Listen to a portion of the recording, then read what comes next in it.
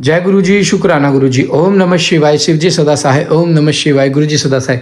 संगत जी, गुरु जी के प्यारे प्यारे दर्शन कर लो। देखो संगत जी कितने प्यारे दर्शन हो रहे। देखो संगत जी, गुरु जी कितने प्यारे लग रहे हैं, कितने प्यारे मनमोहक दर्शन है। संगत जी, गुरु जी का आशीर्वाद मिलना ना, ये मान लो हम बहुत किस्मत वाले हैं, हम बहुत किस्मत वाले हैं। और गुरु जी के दरबार में हम जब शिव पुराण सुनते हैं और आप सुनते हो, जब हम पाठ करते हैं ना, एक दिव्य आभास होता है कि हाँ गुरु जी और एक डाइविंग पावर हमारे साथ है और जो हमें आशीर्वाद दे रही है, ब्लेस कर रही है।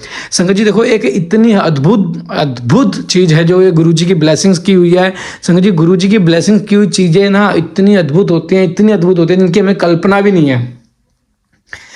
इससे बड़ी ब्लेसिंग मेरी नज़रों में तो शायद कोई हो नहीं सकती कि गुरु जी की मौजूदगी में, गुरु के दरबार में हम शिव पुराण का पाठ कर रहे हैं और आप लोग सुन रहे हो। संगत जी, जो भी संगत शिव पुराण का पाठ सुनते हैं ना, वो प्यारा सा कमेंट जरूर करें, जय गुरु जी, शुक्राना गुरु जी। गुरु जी के दर्शन करके संगत जी देखो, आप कमेंट करोगे ना, आप देखना आपको कितनी ब्लेसिंग्स मिलेगी। आप गुरु जी के दरबार के साझेदार बन रहे हो, आप गुरु जी के दरबार में अपनी भागीदारी निभा रहे हो, सेवा को स्वीकार कर रहे हो। हम जो सेवा कर रहे हो उसको स्वीकार करो। संगत जी, शिव पुराण का पाठ आपकी 7 पीढ़ियों तक के पाप को, कष्ट को खत्म कर देगा। और आने वाली जो पीढ़ी होगी ना, वो एक तारमतार पीढ़ी होगी और एक नए युग की पीढ़ी होगी। और संगत जी, वो पीढ़ी में सुख ही सुख होगा, दुख का कोई निशान नहीं होगा। पाठ को एंड तक जरूर सुने, चैनल को सब्सक्राइब कर ले, बेल आइकन को प्रेस कर ले। जय गुरु जी, शुक्राना गुरु जी। जय गुरु जी। उस कमल की कर्णिका में पीठिका सहित छोटे से सप्टिक मणिमय लिंग की स्थापना करके क्रमशः विधि पूर्वक उसका पूजन करें। उस लिंग का शोधन करके पहले शास्त्रीय विधि के अनुसार उसकी स्थापना कर लेनी चाहिए। फिर आसन दे पंचमुखी के प्रकार से मूर्ति की कल्पना करके पंचगव्य आदि से पूर्ण अपने वैभव के अनुसार संग्रहित भरे हुए स्वर्ण निर्मित कलशों से उस मूर्ति को स्नान कराएं। फिर सुगंधित द्रव्य, कपूर, चंदन और कुमकुम आदि से वेदी सहित, भूषण सहित शिवलिंग का अनुलेपन करके बिल्व पत्थर, लाल कमल, श्वेत कमल, नील कमल, अनान्य सुगंधित पुष्प, पवित्र एवं उत्तम पत्थर तथा दुर्वा और अक्षत आदि विचित्र उपकार चढ़ाकर यथा प्राप्त श्यामगिरियों द्वारा महापूजन की विधि से उसमें मूर्ति की अभ्यर्थना करें। फिर धूप, दीप और नैवेद्य निवेदन करें। इस तरह भगवान शिव को उत्तम वस्त्र निवेदन करके अपना कल्याण करें। उस व्रत में विशेषतः वे सभी वस्तुएं देनी चाहिए जो अपने को अधिक प्रिय हों, श्रेष्ठ हो, न्यायपूर्वक उपार्जित हुई हो। बिल्व पत्र, उत्पल और कमलों की संख्या 1,000 होनी चाहिए। उन पत्रों और फूलों में से प्रत्येक की संख्या 108 होनी चाहिए। इन श्यामगिरियों में भी बिल्व पत्र को विशेष यत्नपूर्वक जुटाएं, उसे भूलकर भी न छोड़ें। सोने का बना हुआ एक ही कमल एक सहस्त्र कमलों के से श्रेष्ठ बताया गया है। 3 कमल, नील कमल आदि के विषय में भी यही बात है। ये सब बिल्व पत्रों के समान ही महत्व रखते हैं। अन्य पुष्पों के लिए कोई नियम नहीं है, वे जितने मिले उतने ही चढ़ाने चाहिए। अष्टांग अर्घ्य उत्कृष्ट माना जाता है। धूप और आलेप के विषय में विशेष बात यह है कि वामदेव नामक मुख में चंदन, तत्पुरुष नामक मुख में हरिताल और ईशान नामक मुख में भस्म लगाना चाहिए। कोई कोई भस्म की जगह आलेपन का विधान करते हैं। दूसरे प्रकार के धूप का विधान होने से कुछ लोग प्रसिद्ध धूप का निषेध करते हैं। अघोर नामक मुख के लिए सफेद अगुरु का धूप देना चाहिए। तत्पुरुष नामक मुख के लिए कृष्ण अगुरु के धूप का विधान है। वामदेव के लिए गूगल सदोजात, मुख के लिए सौगंधिक तथा ईशान के लिए भी उसी आदि धूप को विशेष रूप से देना चाहिए। शर्करा, मधु, कपूर, कपिला, गाय का घी, चंदन का चूरा तथा अगुरु नामक काष्ठ आदि का चूर्ण, इन सब को मिलाकर जो धूप तैयार किया जाता है उसे सबके लिए सामान्य रूप से उपयोग के योग्य बताया गया है। कपूर की बत्ती और घी के दीपक जलाकर दीपमाला देनी चाहिए। तत्पश्चात प्रत्येक मुख के लिए पृथक पृथक अर्घ्य और आचमन देने का विधान है। प्रथम आवरण में गणेश और कार्तिकेय की पूजा करनी चाहिए। उनके साथ ही बाह्य अंगों की भी पूजा आवश्यक है। प्रथम आवरण की पूजा हो जाने पर द्वितीय आवरण में कार्तिकी विधिवैष्णवों का पूजन करना चाहिए। तृतीय आवरण में भव आदि अष्ट मूर्तियों की पूजा का विधान है। वही वामदेव आदि 11 मूर्तियों का भी पूजन आवश्यक है। चौथे आवरण में सभी गणेश्वर पूजनीय है। पंचम आवरण में कमल के समान बाह्य भाग में क्रमशः 10 दिक्पालों, उनके शस्त्रों और अनुचरों की क्रमशः पूजा करनी चाहिए। वही ब्रह्मा के मानस पुत्रों के समस्त ज्योतिर्गणों की, सब देवी देवताओं की, सभी आकाशचारियों की, पातालवासियों की, अखिल मुनीश्वरों की, योगियों की, सब योगों की, 12 सूर्यों की, मातृकाओं की, गणों सहित अक्षत्रपालों की और इन समस्त राजा जगत की पूजा करनी चाहिए। इन सब को शंकर जी की विभूति मानकर शिव की प्रसन्नता के लिए इनका पूजन करना उचित है।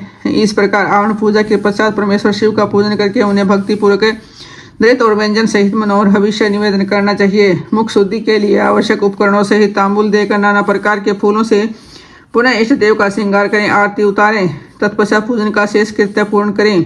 प्याला तथा उपकारक सामग्रियों सहित सैया समर्पित करें। सैया पर चंद्रमा के समान चमकीला हार दें। राजोचित मनोहर वस्तुएं सब प्रकार से संचित करके दें।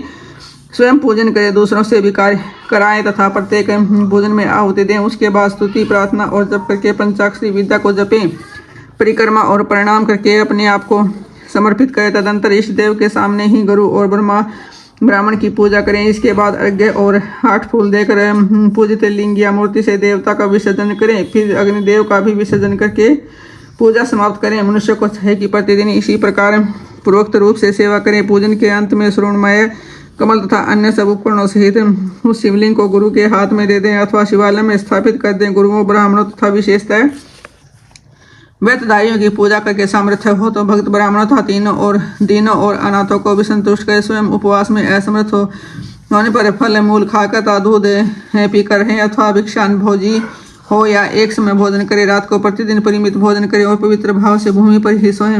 भस्म पर, तृण पर अथवा चीर या मृग चरण पर शयन करे। प्रतिदिन ब्रह्मचार्य का पालन करते हुए व्रत का अनुष्ठान करे। यदि शक्ति हो तो रविवार के दिन आद्रा नक्षत्र में दोनों पक्षों को की पूर्णिमा और अमावस्या को, अष्टमी को तथा चतुर्दशी को उपवास करें। मन, वाणी और क्रिया द्वारा संपूर्ण प्रयत्न से पाखंडी पतित 16 स्त्री सूतक में पड़े हुए लोग तथा अत्यंत आजी के संपर्क का त्याग करें। निरंतर क्षमा, दान, दया, सत्य भाषण और अहिंसा में तत्पर रहें। संतुष्ट और शांत रहकर जप और ध्यान में लगा रहे। तीनों काल स्नान करें अथवा भस्म स्नान करें। मन, वाणी और क्रिया द्वारा विशेष पूजा किया करें। इस विषय में अधिक कहने से क्या लाभ है। व्रतधारी पुरुष कभी अशुभ आचरण न करें। प्रमादवश यदि वैसा आचरण बन जाए तो उसके गुरु लागों का विचार करके उनके दोष का निवारण करने के लिए पूजा, होम और जप आदि के द्वारा उचित प्रायश्चित करें। व्रत की समाप्ति पर्यंत भूलकर भी अशुभ आचरण न करें। संपत्ति हो तो उसके अनुसार गोदान, वृषोत्तर, सर्ग और पूजन करें। भक्त पुरुष निष्काम भाव से शिव की प्राप्ति के लिए सब कुछ करें। यह संक्षेप से इस व्रत की सामान्य विधि कही गई है। अब शास्त्र के अनुसार प्रत्येक मास में जो विशेष करता है उसे बताता हूँ। वैशाख मास में हीरे से बने हुए शिवलिंग का पूजन करना चाहिए। ज्येष्ठ मास में मरकत मणिमय शिवलिंग की पूजा उचित है। आषाढ़ मास में मोती के बने हुए शिवलिंग को पूजनीय समझे। श्रावण मास में नीलम का बना हुआ शिवलिंग पूजा के योग्य है। भाद्र मास में पूजन के लिए पद्म राग मणिमय शिवलिंग को उत्तम माना गया है। आश्विन मास में गोमेद मणि के बने हुए लिंग को उत्तम समझे। कार्तिक मास में मूंगे से और मार्गशीर्ष में वैदुर्य मणि के बने हुए लिंग की पूजा का विधान है। पौष मास में पुष्पराज मणि के तथा माघ मास में सूर्यकांत मणि के लिंग का पूजन करना चाहिए। फाल्गुन मास में चंद्रकांता मणि के और चैत्र में सूर्यकांत मणि के बने हुए लिंग के पूजन की विधि है। अथवा रत्नों के न मिलने पर सभी मासों में स्वर्णमय लिंग का ही पूजन करना चाहिए। स्वर्ण के अभाव में चांदी, तांबे, पत्थर, मिट्टी, लोहा तथा और किसी वस्तु का जो सुलभ हो लिंग बना लेना चाहिए अथवा अपनी रुचि के अनुसार सर्वगंधमय लिंग का निर्माण करे। व्रत की समाप्ति के समय नित्य कर्म पूर्ण करके पूर्ववत विशेष पूजा और हवन करने के पश्चात आचार्य का तथा विशेषतः व्यक्ति ब्राह्मण का पूजन करे। फिर आचार्य की आज्ञा ले पूर्व तथा उत्तर की ओर मुँह करके अंकुश आसन पर बैठे हाथ में कुशले प्राणायाम करके शाम सदा शिव का ध्यान करते हुए यथाशक्ति मूल मंत्र का जप करें। फिर पूर्ववत आज्ञा ले हाथ जोड़कर नमस्कार करके कहे कि भगवान अब मैं आपकी आज्ञा से इस व्रत का उत्सव करता हूँ। ऐसा कहे शिवलिंग के मूल भाग में उत्तर दिशा की ओर कुशों का त्याग करके तदंतर दंड, चीर, जटा और मेखला को भी त्याग दें। इसके बाद फिर विधि पूर्वक आचमन करके पंचाक्षर मंत्र का जप करें। जो अत्यंतिक दीक्षा ग्रहण करने के लिए अपने शरीर का अंत होने तक शांत भाव से इस व्रत का अनुष्ठान करता हुआ नैष्ठिक व्रती कहा गया है। उसे सब आश्रमों से ऊपर उठा माँ पाशुपत जानना चाहिए। वह तपस्वी पुरुषों में श्रेष्ठ और वही महान व्रतधारी है जो 12 दिनों तक प्रतिदिन विधि पूर्वक इस व्रत का अनुष्ठान करता है और वह भी नैष्ठिक के ही तुल्य है, क्योंकि उसने तीव्र व्रत का आश्रय लिया है। जो अपने शरीर में घी लगाकर व्रत के सभी नियमों के पालन में तत्पर हो, 2-3 दिन या 1 दिन भी इस व्रत का अनुष्ठान करता है, वह कोई नैष्ठिक ही है।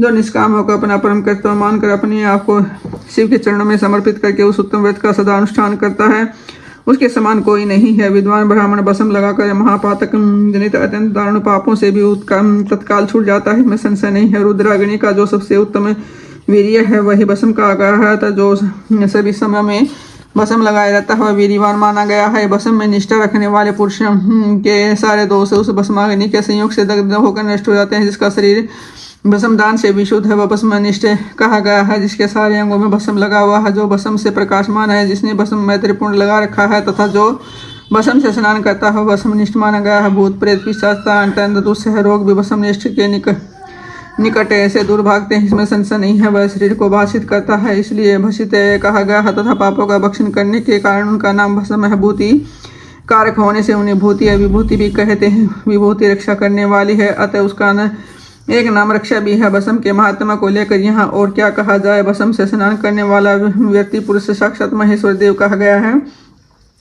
यह परमेश्वर संबंधी भस्म शिव भक्तों के लिए बड़ा भारी अस्त्र है, क्योंकि उसने धौम्य मुनि के बड़े भाई उपमन्यु के तप में आई हुई आपत्तियों का निवारण किया था। इसलिए सर्वथा प्रयत्न करके पाशुपत व्रत का अनुष्ठान करने के पश्चात हवन संबंधी भस्म का धन के समान संग्रह करके सदा भस्म स्नान में तत्पर रहना चाहिए। जय गुरु जी, शुक्राना गुरु जी। ओम नमः शिवाय। शिव जी सदा सहाय। ओम नमः शिवाय। गुरु जी सदा सहाय। संगत जी, गुरु जी का अनंत अनंत शुक्राना, लख लख बार शुक्राना, 28 शुक्राना, 7 शुक्राना। संगत जी, जब तक गुरु जी हमारे साथ, हमारा कोई बाल भी बांका नहीं कर सकता, लेकिन हमें सिर्फ गुरु जी का एक ही चीज चाहिए कि गुरु जी हम पे सदा कृपा बनाए रखे, गुरु जी का आशीर्वाद हम पे सदा बना रहे, गुरु जी हम पे अपना विश्वास बनाए रखे। संगत जी, गुरु जी का विश्वास जीतना इतना आसान नहीं है, लेकिन जहां आपने एक बार गुरु जी का विश्वास जीत लिया ना संगत जी, देखना आपके चरणों में जन्नत बन जाएगी, आपका घर स्वर्ग से भी सुंदर होगा, आपके रास्ते की हर मुश्किल दूर हो जाएगी, आपको कभी भी पीछे मुड़ के देखने की जरूरत नहीं पड़ेगी। लेकिन उसके लिए एक शर्त है, गुरु जी का दिखा हुआ पाठ करो, गुरु जी की दिखाई हुई सेवा को स्वीकार करो। गुरु जी लंगर सेवा देते हो, लंगर सेवा को करो। गुरु जी कोई भी सेवा देते हो, सेवा में भाग लो संगत जी, क्योंकि सेवा के जरिए गुरु जी आपके ना जाने कितने कष्ट कटवा देंगे, आपको भी नहीं पता। जय गुरु जी, शुक्राना जी। पाठ को सुने एंड तक और प्यार से कमेंट करके हाजिरी लगाएं। जय गुरु जी, शुक्राना गुरु जी। ओम नमः शिवाय। शिव जी सदा सहाय। ओम नमः शिवाय। गुरु जी सदा सहाय। जय गुरु जी।